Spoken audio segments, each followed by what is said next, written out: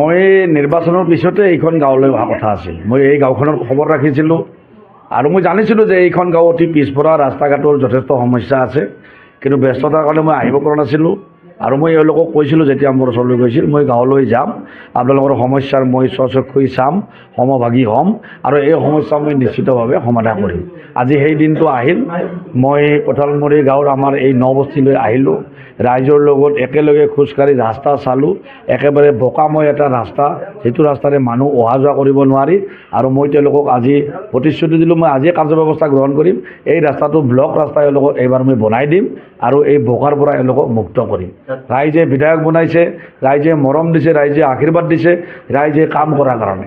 গতিকে আমি প্ৰতি পল, প্ৰতি অনুপল ৰাইজৰ সেৱাত ব্ৰতী হ'ম, ৰাইজৰ সমস্যাৰ লগত জড়িত হ'ম আৰু এই সমস্যাবিলাক এটা এটাকৈ সমাধান কৰিবলৈ নিশ্চিতভাৱে চেষ্টা কৰিম। মই গাঁৱৰ ল'ৰা, কৃষক পৰিয়ালৰ ল'ৰা, গাঁৱৰ সমস্যা মই বুজি পাওঁ আৰু সেইকাৰণে বিধায়ক ৰাইজে বনাইছে। এতিয়া গাঁৱলৈ আহি আছোঁ, গাঁৱৰ ৰাইজৰ দুখৰ সমভাগী হৈছোঁ আৰু এইবিলাক সমাধান কৰাৰ কাৰণে চেষ্টা কৰিম। AC ৰুমত থাকিবলৈ বিধায়ক হোৱা নাই, গাঁৱৰ ল'ৰা গাঁৱতে থাকিম, বিধায়ক হৈছোঁ ৰাইজৰ কাম কৰিবলৈ।